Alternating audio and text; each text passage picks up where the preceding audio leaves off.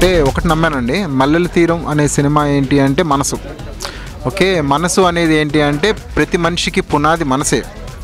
Okay, ఆ మనసు ఉంటేనే మనిషి అవుతాడు. కాబట్టి ఏ ఇద్దరు మనిషి అలాంటి మనిషి అలా అవుతాడో, ఏ ఇద్దరు మనుషులు కలవాలన్నా మళ్ళీ వాళ్ళిద్దరికి కూడా పునాది మనసే అవుతుంది.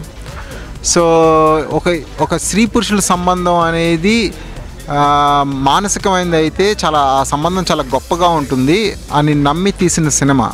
చలం గారు చెప్పినట్టు మనువు ఎప్పుడో అయిపోయింది, మరణం మాత్రమే మిగిలింది అనే వాక్యం నన్ను ఎక్కువ ప్రభావితం చేసింది.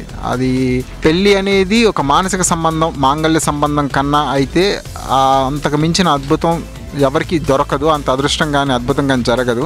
సో అలాంటిది జరగాలి అనేది కోరుకుని ఊహించుకుని నేను తీసుకున్న సినిమా మల్లెల తీరం. మనసు అంటే మనసు కన్నా అందమైంది లేదు, ఆ మనసునే వెతుక్కుంటూ పోతుంటే ఎన్నో తీరాలు, అలాంటి ఒక తీరమే మల్లెల తీరం. కాకపోతే ఏంటంటే ఈ తీరానికి పెట్టుకున్న పేరు మల్లెల తీరం అనడానికి మల్లెపూని మించిన స్వచ్ఛత కానీ, మల్లెపూలకి మనసుకి మనిషికి చాలా దగ్గరైన సంబంధం అండి. కాబట్టి ఈ తీరానికి నేను పెట్టుకున్న పేరు మల్లెల తీరం. Please go and watch this film. ఒక కొత్త రకమైన తెలుగు సినిమా అనుభూతి ఉంటుంది. And I promise you will enjoy this film. Okay, thank you everybody అండి.